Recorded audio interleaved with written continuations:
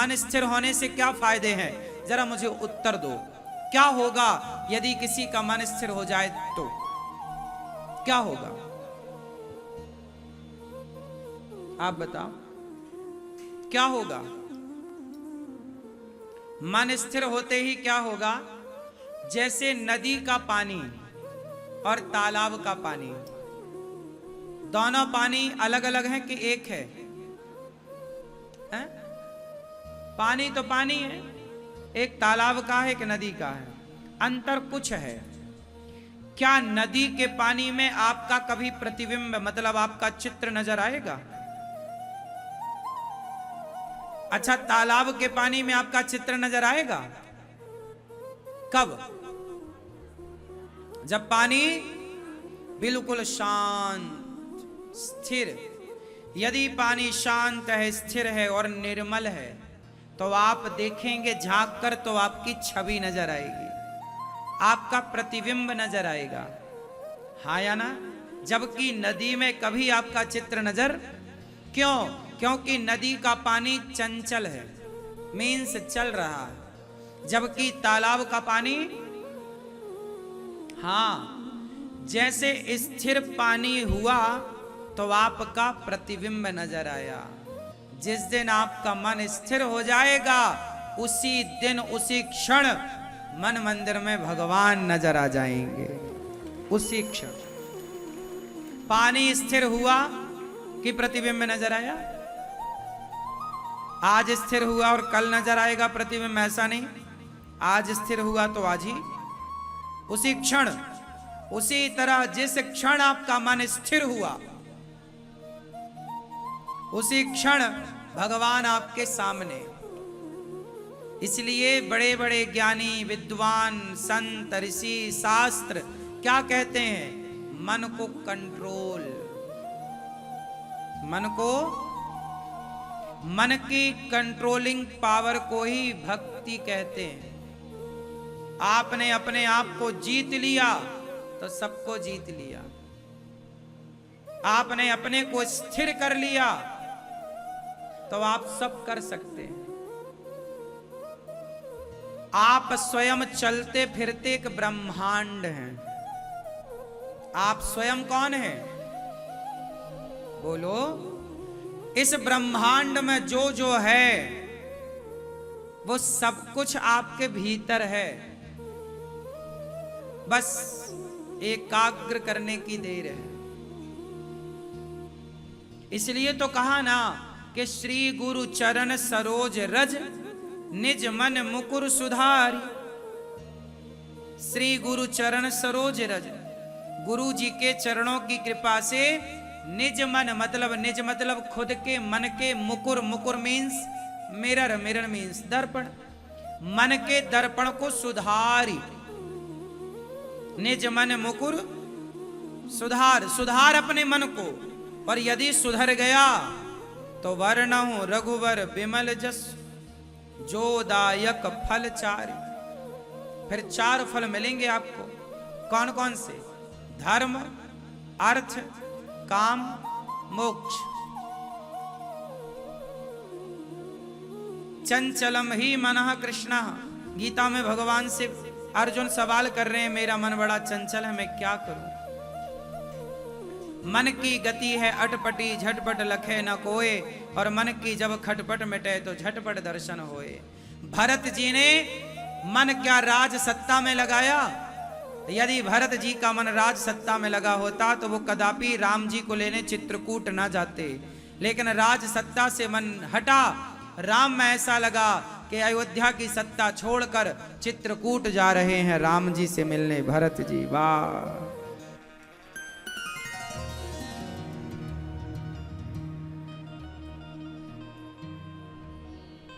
भरत जी पैदल पैदल चित्रकूट जा रहे। वाह! देखिए, जिसका मन स्थिर है।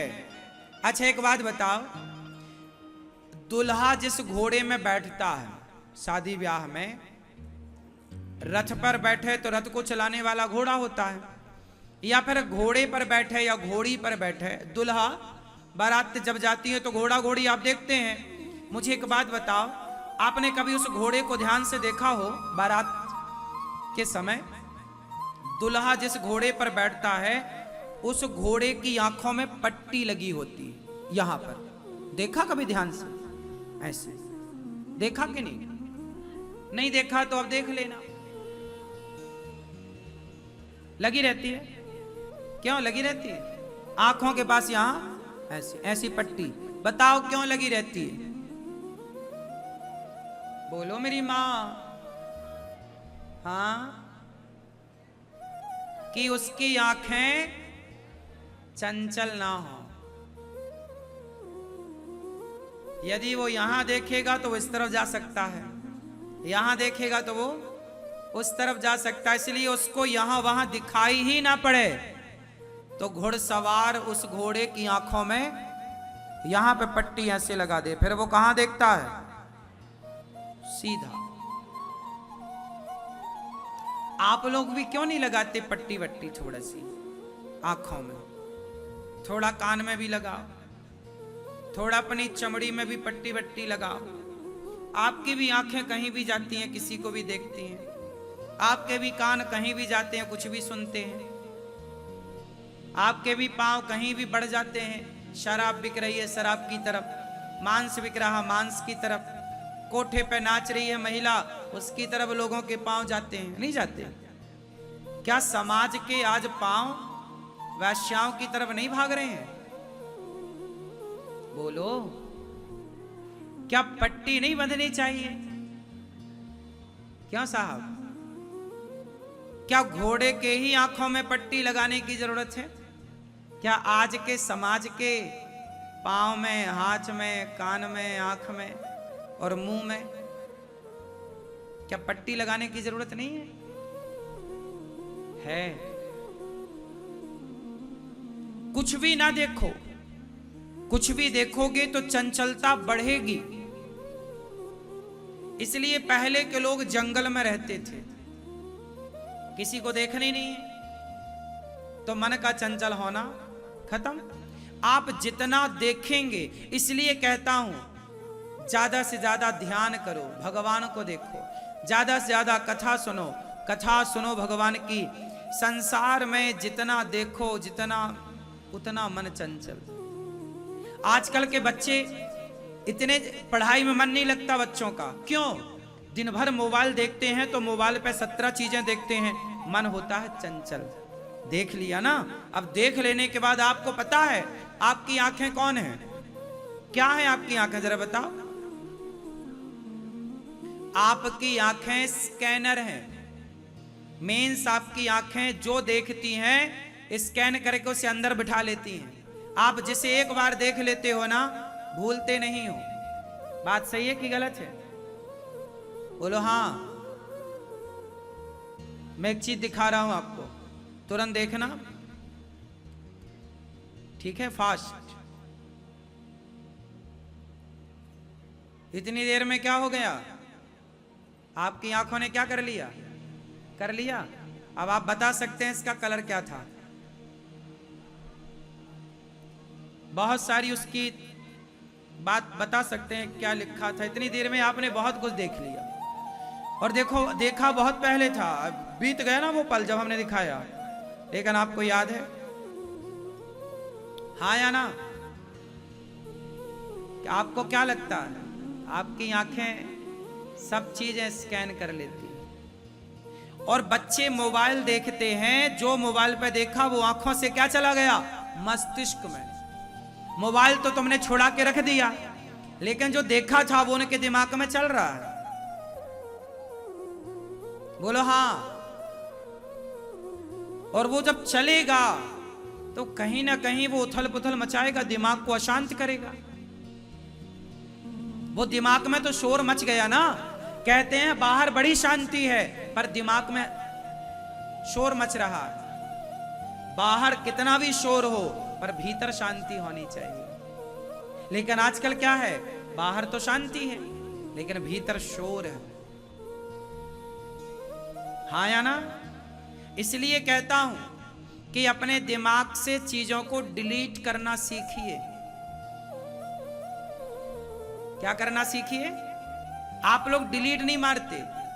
रोज गाड़ी आती है, कचरे वाली गाड़ी आई, कचरा निकाल, आप निकालते ही नहीं। सारा कचरा, आपका दिमाग अब दिमाग रहा कहां, डस्टबिन बन चुका है। सारा कचरा आपके दिमाग में है। जब तक वो कचरा नहीं हटता, जब तक आपका 17 जगह से मन नहीं हटता, तब तक एक ईश्वर में मन कैसे लगेगा। और जब तक मन स्थिर नहीं होगा, सिर पटक के मर जाना और कर लो जो करना है, आप कभी ईश्वर की परछाई भी ना देख पाओगे जब तक मन केंद्रित नहीं होगा। और मन कैसे केंद्रित होगा, अब आप बताओ, मन कैसे केंद्रित होगा? बोलो। आंखों से ज्यादा भगवान को देखो, स्कैन करो बिहारी जी को, जगन्नाथ जी को, भगवान और भगवान के भक्तों की बातें, भक्तों को, भगवान को देखो, कानों से सुनो कथा, कीर्तन, नाम, पांव से चलो मंदिर की ओर, वृंदावन की ओर, तीर्थों की ओर, वैश्या के घर नहीं, पराई औरत की ओर पांव से ना चल के जाना। क्यों? तो जैसे घोड़े की आंख में पट्टी बंधी है, आप लोग भी अपनी आंखों में पट्टी बांधिए। बुरा मत देखना, बुरा मत बोलना और बुरा मत सुनना। कंट्रोल,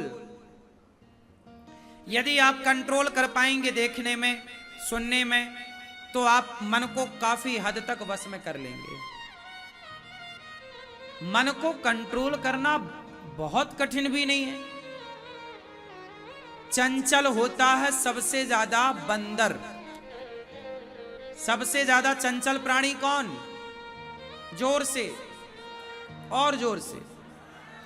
लेकिन मंदारी गजब का आदमी है,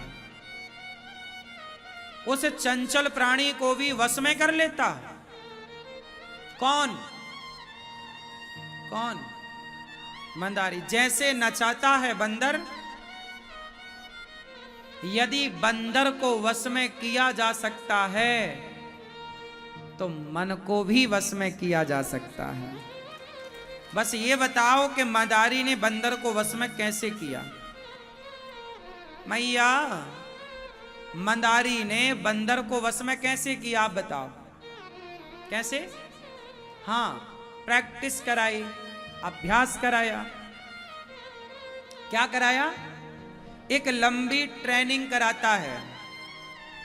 मंदारी बंदर को सालों साल पहले उसे सिखाता है, कम पानी, कम भोजन देकर उसको संयमित करता है। हाँ या ना? मंदारी धीरे धीरे प्रैक्टिस कराता कराता कराता कराता, जैसे पुरानी कहावत है ना, करत करत, जरा बोल दो ये दोहा, करत करत अभ्यास के जड़ मति होत सुजान, रसरी यावत जात है सिल पर पड़त निशान। कुएं के तट पर, कुएं के किनारे एक पत्थर होता, शिला, रस्सी से जब पानी खींचा जाता है तो वो भी घिस जाता है पत्थर। यदि रस्सी के घर्षण से पत्थर घिस सकता है, निरंतरता में ताकत है। निरंतरता में क्या है? यदि जल की धार एक पत्थर पर गिर जाए तो पत्थर कितना भी दमदार हो, एक ना एक दिन वो धार उसे तोड़ जरूर देगी। हाँ या ना? बस चाहिए क्या? निरंतरता। आपने वो देखा होगा, हम लोग बचपन में ना, वो एक छोटा सा कांच ले आते थे खरीद के, गिलास, और सूर्य के सामने ऐसे प्रकाश रखते, नीचे कागज रखते, तो क्या उसमें आग लग जाती थी। सही है ना? आप लोग, हम लोग बचपन में खेलते थे, सही है ना? क्यों भैया, आपने खेला ऐसा? वो कांच आता है, क्या बोलते हैं उसे, बड़ा पावरफुल होता, धूप में ऐसे उठाओ, उसका एक लेंस बन जाता है जरा सा, और वो कागज के ऊपर रखो तो आग लग जाती है। मतलब वो सूर्य के प्रकाश को अग्नि में वो तब्दील, इतना गर्म, ठीक है ना? क्या हुआ? अच्छा एक काम करो, उसको भी आप हिलाते रहो तो क्या आग लगेगी? आग लगेगी। क्या करना पड़ेगा? स्थायी, स्थिर करना पड़ेगा। यदि स्थिरता उसमें आ गई तो वो अपना परिणाम देगा। उसी तरह यदि उस कांच की स्थिरता से अग्नि प्रकट हो सकती है तो मन की स्थिरता से भी भगवान प्रकट हो सकते हैं। बात है स्थिरता की। मन को स्थिर कैसे किया जाए? प्रैक्टिस, अभ्यास। ए मन चल कथा सुन, ए मन चल गीता पढ़, रोज गीता। मोबाइल जो आप चलाते हो ना, बहुत नुकसान होगा इसका। मन को अशांत करने वाला मोबाइल है।